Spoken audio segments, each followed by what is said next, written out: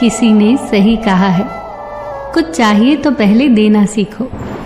प्रकृति का तो नियम है लौटाना, कई गुना करके लौटाना, पर उसके लिए पहले देना होगा। एक अनाथ लड़का था। पूरा बचपन उसका तकलीफ में निकला। छोटा मोटा काम करके गुजर बसर करता था। बड़ा हुआ तो एक सेठ के यहाँ दुकान में काम मिल गया।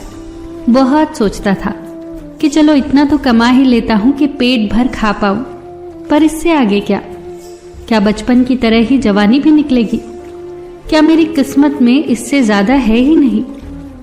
वो ये सब सोचते सोचते अपना खाना खा रहा था कि अचानक उसने देखा एक मोटा सा चूहा उसकी 4 रोटियों में से एक रोटी उसकी थाली में से खींच कर ले जा रहा है। उसने चूहे को वहीं पकड़ लिया और चूहे से कहा, अरे चूहे भाई, ये क्या बात हुई? पिछले कई दिनों से देख रहा हूं कि मैं 4 रोटी बनाता हूं और थाली में 3 ही रह जाती हैं। तो तू वही चोर है जो रोज मेरी एक रोटी ले जाता है। इस पर चूहे ने कहा, अरे भाई खाने दे, मेरी किस्मत की रोटी क्यों छीन रहा है? अब लड़का बोला, अच्छा तेरी किस्मत की रोटी कहाँ से हो गई है? कमाई तो मैंने है।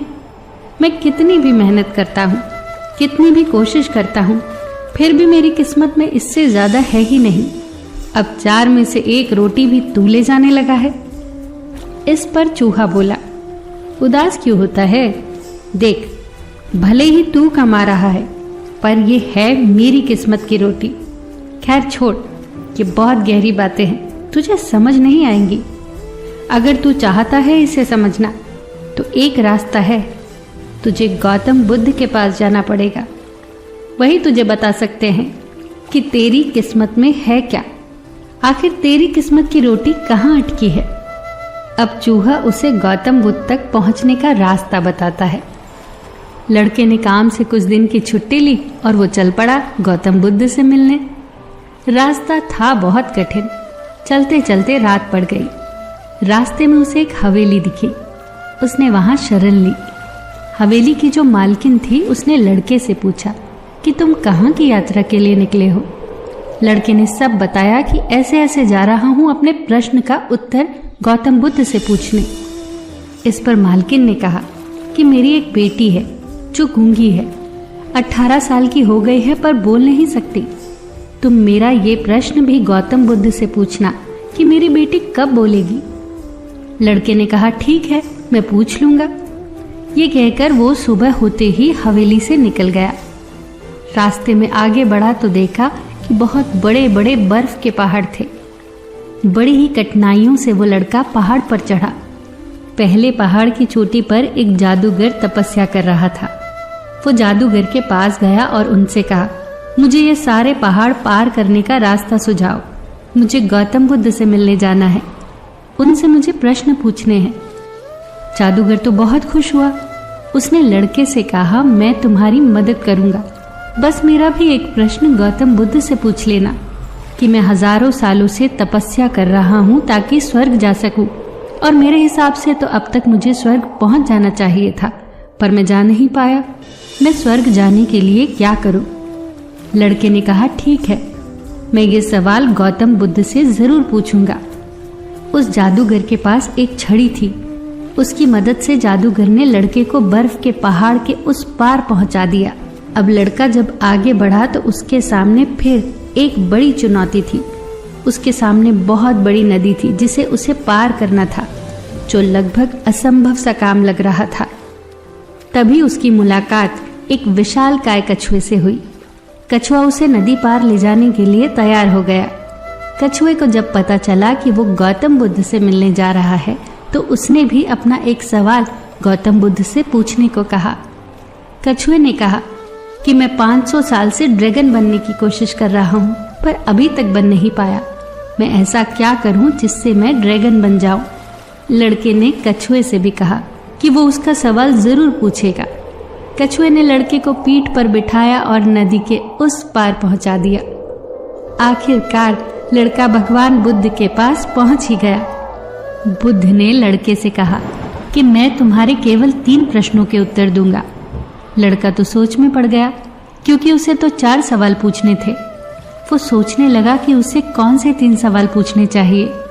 उसने कछुए के बारे में सोचा कि कछुआ 500 सालों से ड्रैगन बनने की कोशिश कर रहा है और जादूगर 1000 साल से स्वर्ग जाने के लिए तपस्या कर रहा है, और वो लड़की बिना बोले कैसे अपनी पूरी जिंदगी निकाल सकती है।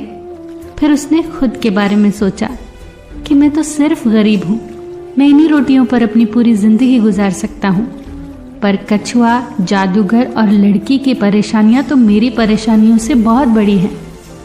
अब लड़के ने उन तीनों के सवाल गौतम बुद्ध से पूछे। बुद्ध ने जवाब दिया कि कछुआ 500 सालों से ड्रैगन बनने की कोशिश कर रहा है, पर अपने कवच को छोड़ने के लिए तैयार नहीं है। जब तक वो कवच नहीं छोड़ेगा तब तक ड्रैगन नहीं बन पाएगा। वही जादूगर जब तक अपनी छड़ी नहीं छोड़ेगा तब तक स्वर्ग नहीं जा पाएगा, और जब तक उस लड़की के जीवन में कोई जीवन साथी नहीं आ जाता, उसका विवाह नहीं हो जाता, तब तक वो बोल नहीं पाएगी।